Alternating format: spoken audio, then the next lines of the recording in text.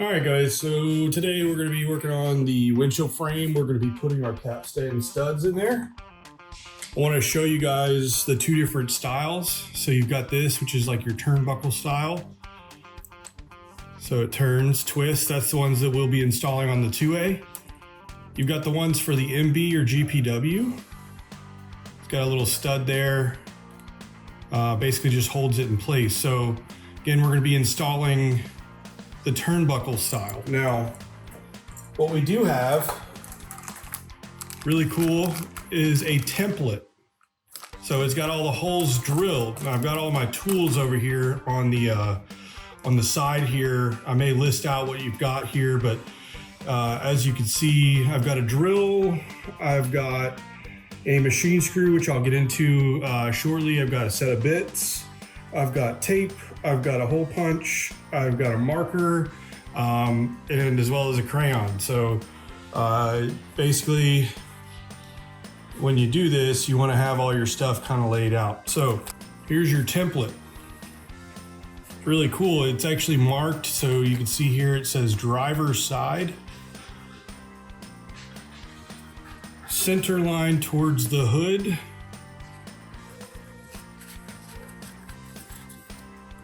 passenger side.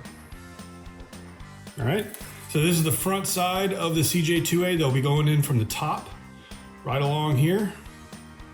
So what we're going to do first is we are going to line out the center line. Double check before you make any holes. Once you make some holes, you can't undo it. So you do one of two things. You can either take a crayon, take a silver Sharpie, which is my preferred method. I just don't have one on me today. You can make a black marker mark if you want to. Probably not ideal. Or you can just take your punch and go right through these holes.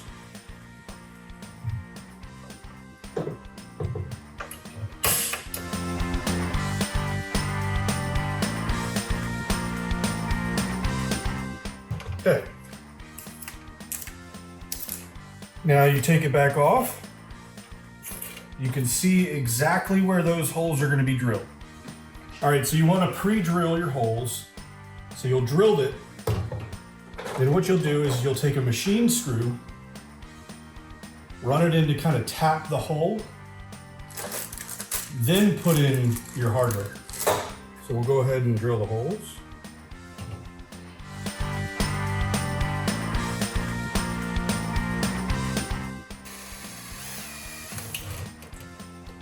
All right, now that those are in, we'll come back in here. And we're going to tap these holes. Once you get those holes tapped, you can then just start attaching your hardware.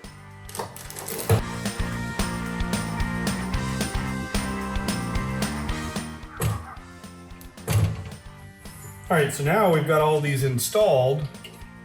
We can put this back on the vehicle, and then we can put our top in place, and then these will be the turnbuckles they hold in place for that. So I hope this helps with installing the capstand studs on the CJ-2A.